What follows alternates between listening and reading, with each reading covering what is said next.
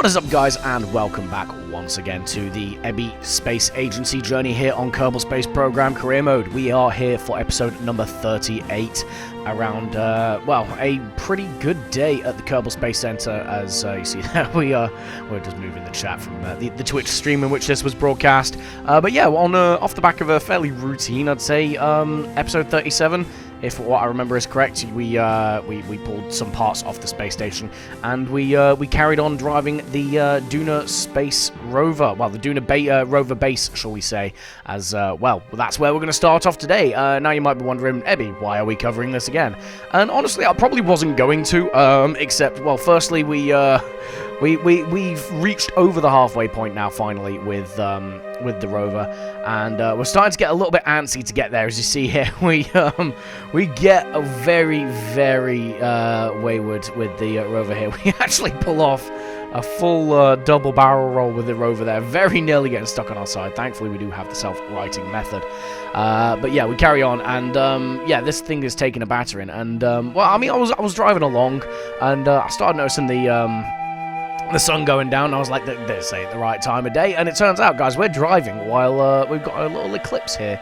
And this is why I put this part in the stream, is because, well, to be honest with you, it was really pretty, and I wanted to share that with you guys. Myself and Twitch chat had a good time watching. We actually came to a full stop in the drive and watched the full solar eclipse there from the surface of Duna. As Ike, the moon around Duna, covered the sun, obviously kind of mirroring their very recent real-world solar eclipse. Sadly, I didn't really get to see that, as I'm in the UK. We only got, I think it was 90% coverage compared to the 100% coverage we've got here. So this more than makes up for it, right, guys? Yeah, so we still have no time to waste. So we stick the headlights on, we pull a few tricks, get stuck again on our side, but we continue to drive through the darkness. As you see here, we employ that self-righting mechanism to put ourselves back on our wheels and continue onwards. And yeah, after a while, the sun does finally start to reappear as we watch from next to a rock. We definitely weren't stuck on the rock, right, guys? Definitely weren't stuck on the rock.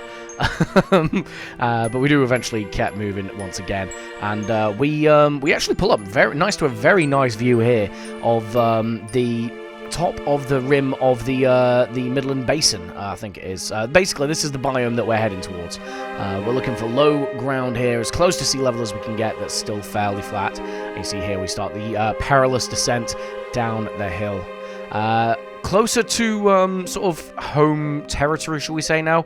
We're going to take a quick look at the Minmus mining base, and, well, it's time we start renovating this place as well. We've obviously started modernizing our fuel gathering capabilities. And this is the next step of that, right? You see, we only have the little 1.2 meter convertatron there, and it's just not really pulling its weight. It takes a long time to refuel the plane, and we need to do something about that. So we go over to the VAB.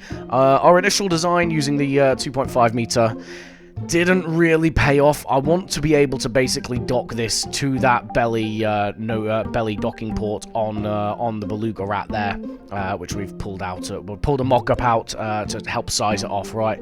And yeah, we basically want to be able to dock it correctly.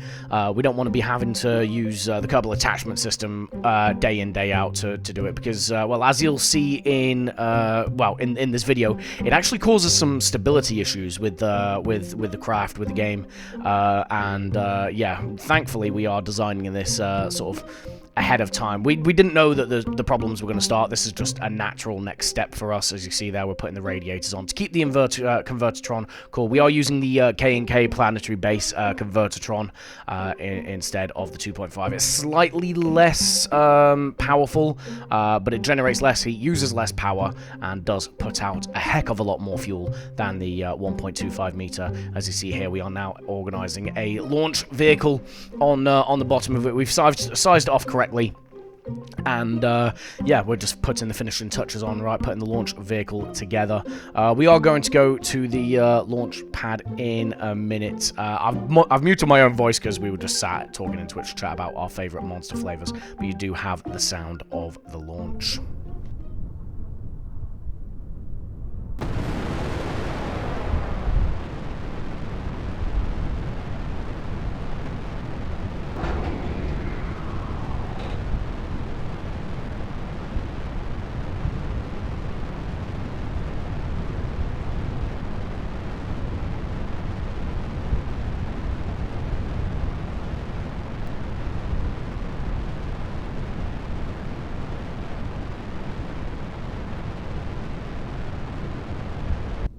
And yeah, well, the launch goes fairly well. We we do a couple of flips for style points on Ascent with the Scuffer Dreams.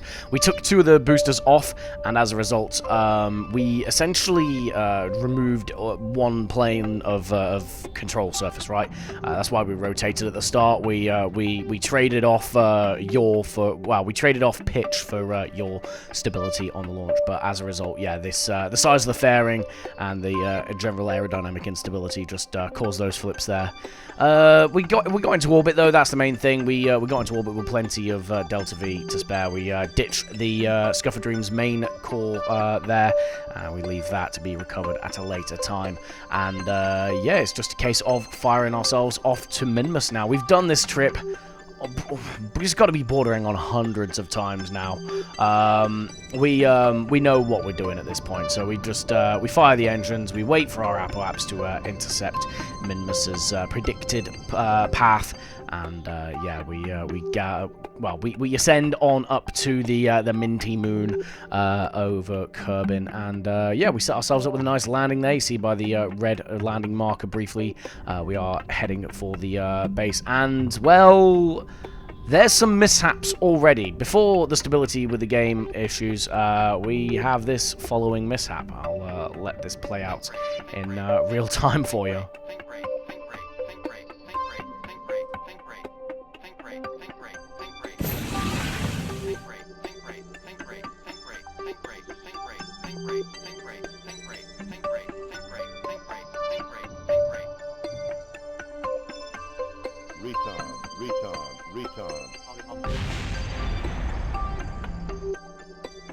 So, yeah. Turns out when we use the docking port, we forgot that it does then drain the fuel, so those Meerkat landing engines at each end of the Convertitron had no fuel in them to help slow ourselves down for the terminal phase of the descent, and as such, we land on the transit stage and kind of flick it towards the base, causing it to hit one of those radiator panel like arrays. This is where we start getting the stability issues with the game, guys. I'll give you 2 guesses as to what is missing from that picture. I'll give you a hint. It's big, it's got wings, and it was definitely still supposed to be there. We, for whatever reason, the game has dropped the Beluga Rat out of existence. See there, we reload our latest quick save before we even launched the Convertitron upgrade, and it was there. We then flick away and back, and it's gone. Basically what I think has happened is when loading it in, because the gear is up on the space plane to make it easier to dock the arm with, it's basically reset the arm position, and then because it's not docked and it's not technically its own craft in the save file, it's then just yeeted it out of existence as a sort of craft not found thing. I don't know if that's true or not, but that's my working hypothesis at the moment. Thankfully, we'd find a workaround by loading it in and then immediately getting one of the members of the base on EVA to hop into the cockpit. That then basically morphs it back into existence, and we reset it up, and we finally are able to deploy the landing gear. We leave it as situated as landed next to the base. I'll be honest, guys, I was focusing more on that. I'm leaving this in for full transparency. We then cheat menued the base, the upgrade for the Convertitron next to the base, because I was nervous about like trying to launch it again and the craft disappearing. I did deduct the cost of the actual full launch from the coffers, though, so in terms of the career mode, like, you know, the third of the funds that we're supposed to get, like money being cut to 30%, we are still on track with that, so that's not been affected any.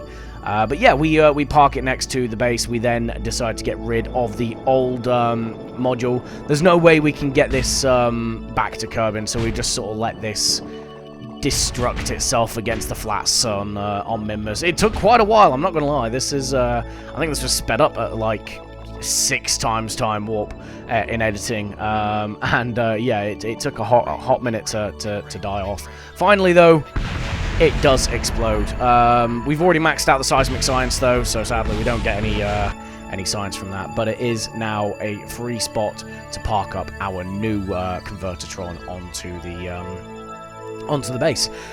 And this is where we run into problem number 3 with this launch. You'll see it in a minute. We dock absolutely fine. That's not the issue. That actually worked quite well. But then we try and move the Beluga Rat over, and I now, in hindsight and having edited this, know where I went wrong, but I couldn't for the life of me figure out why I was going wrong. But the docking port with that telescopic element to it is actually too tall to dock with the Beluga Rat, and the reason being, guys, is that when I was in the editor, I forgot to take into account that the weight of the craft will compress the suspension on those landing gear. And as a result, the Beluga Rat is actually sitting lower than what I designed this docking port for, and well, it does cause some problems. You see here, we're just taking Trad Pond off to move those radiator panels away from the wing, so they can still be deployed and keep the mining equipment cool, basically. But yeah, we dock with the space station, and it basically causes one end of the station to be lifted off the ground, and it was causing landing gear to go pop. You see there, it is quite ridiculously sort of holding off the ground. So we're going to need to do something about that, guys. Thankfully, we're due a crew rotation anyway. As you see here, we are setting up the next crew for the mining base. We're going to be taking Gwenany, Steldrin, Lodbert, Bob, and Jedman off to Minmus. Only 5 compared to the 7 there. Obviously, we took 2 extra crew up for the initial flight of the Beluga Rat, but we don't need to keep them there. So we're going to be going back down to a 5 Kerbal crew. And you see there, we're loading a couple of parts into the Shortbuster crew rotation craft to take up to Minmus. And we're going to go to the launch now. 3, 2, what? We forgot the clamps. God damn it, Gary. All right, well, 3, 2, 1, yeet.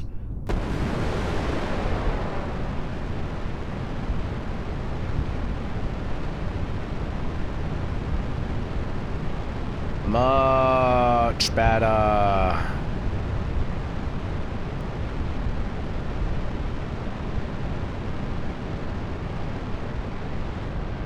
And yeah, thankfully this launch does go nicer than the last one. Nice ballistic arc. We basically got the gravity turn just right. All we had to do was just stick it on prograde and let the ballistic arc carry it up into orbit.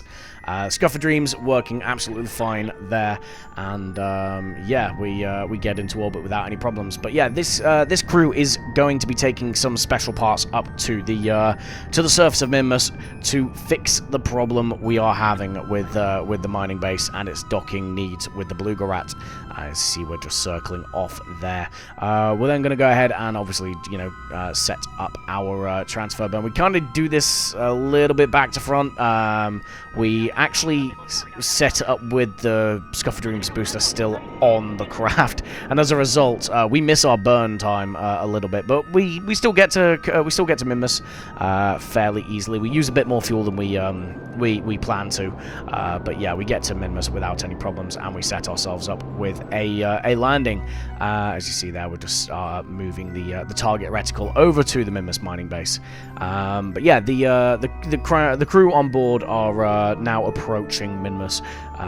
Nice and easy. You see, no real craziness with the approach here. Hindsight, I probably should have landed early, well, closer. As you see, one of the landing gear goes pop on the base, and well, we still touch down nice and easy. But yeah, we need to get this issue fixed now. As yeah, you see there, we go ahead and we undock the Beluga Rat from the station. We take a bit of a janky taxi profile away. We definitely definitely shouldn't have just ran over the top of the Convertitron, but well, we did. And yeah, we just quickly perform the crew transfer, get all 7 of the crew members back. Well, get all 5 of the base crew members onto the craft and swap them out with the 5 incoming craft crew members. And yeah, once that is done, we actually grab we grab Chad Pond from the cockpit of the Beluga Rat. He's been the flight engineer so far for the first rotation of this this craft on Minmus, so he's going to be doing this renovation, and he's going to go ahead. He's going to grab all the parts out of the hitchhiker module there. You see we've got a docking port, a rotator, 2 hinges, well, 2 elbow joints, and a telescopic piston. Now, those of you that probably have played with a Breaking Grounds mod before, well, Breaking Grounds DLC, should I say, probably know where I'm going with this, but we go ahead and we're going to build a flexible docking arm to be put onto the side of that that convertitron module, right? With the idea that rather than trying to guess at how high the Beluga Rat's sitting, because again it will change depending on how much fuel we've got in the craft to begin with, right? Instead, we put a docking arm that can actually flex with the movement of the craft, but still leaves it properly docked in the eyes of the game engine, and hopefully should lead to far fewer instances of the craft just getting yeeted out of existence. You see, he builds it there, and this is where I'm saying we probably should have landed closer to the base, because, well, we we have to basically push the whole assembly over to the base. It was either this or push them all over one by one, because we didn't bring any sort of cargo backpack thing with us, so we just didn't have the inventory space, basically. But eventually we do get it over there, and well, I'll be honest, this is my first time ever using the Breaking Grounds DLC mechanics. Normally I use Kerbal Inventory and Kerbal Attachment System mechanics, so I'm playing around here. I thought potentially I could be able to put the entire sub-assembly on as a construction. Maybe you can. I wasn't able to figure out how. So instead, we disassemble it and then reassemble it in situ. You see there, we getting all the parts on nice and simple, and finally we get the docking port on. And the whole sub-assembly is now complete, guys. So this is going to be how we decide to dock the Beluga Rat to the base. It has the added benefit of having that telescopic arm on there, which means that we can safely taxi the craft over to the base without trying to run over the modules again. It just keeps it clear of all the panels, like the solar arms and the radiator arms and stuff. You see there, Tradpon hands over the flight engineer's drill of power to Steldrin, who is going to be the flight engineer for this crew rotation.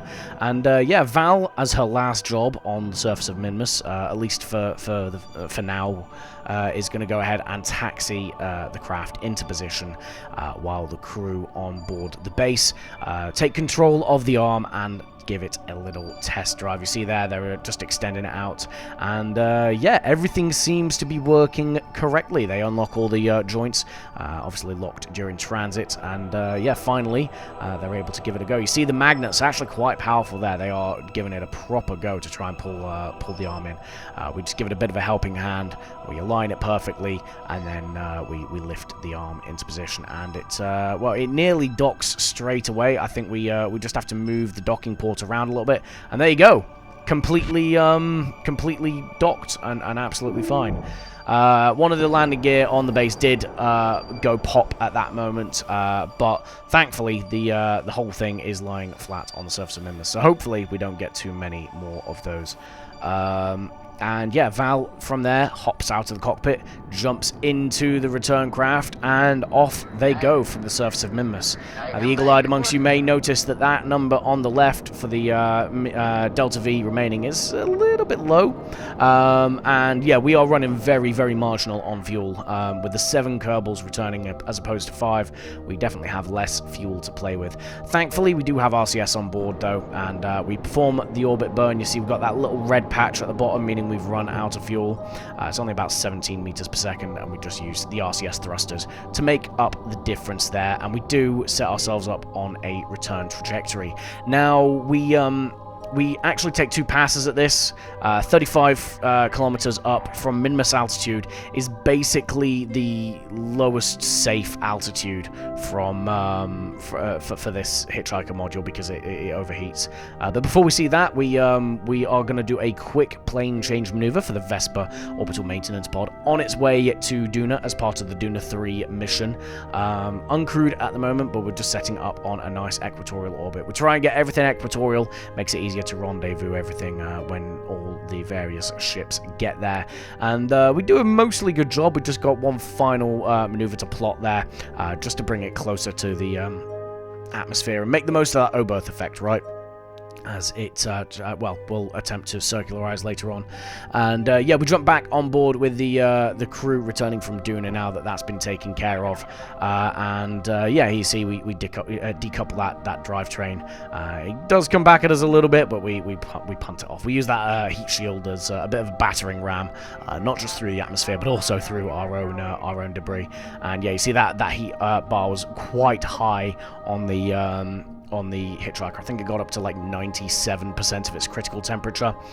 So yeah, 35 kilometers for a periaps for a min-mass altitude is probably the lowest safe altitude you can get, at least with the mod setups that we've got on this playthrough. But thankfully on the second pass then, we do land without any real further issues, and the crew return home with some new experience and some new chest bling, courtesy of the Final Frontier mission mod. And yeah, guys, obviously, as we're going to give those a quick look-see, I'm just going to say that we're going to bring the episode to an end there. So we've achieved a couple of things. We've got a plane change maneuver done, crew rotation, and we fixed a stability issue with the game that I didn't realize we had until after I'd already planned to renovate the game, basically. But yeah, thankfully it has been sorted, and hopefully that should be the last we have of that. I can't really see us renovating the base much more. I think it is pretty much where we want it. But yeah, that is the episode, guys. So once again, as always, do leave a like and subscribe if you enjoy the content. Do let me know in the comments how what you thought of the episode. And yeah, as always, guys, thank you very much for watching, and I will catch you all in the next one. Goodbye.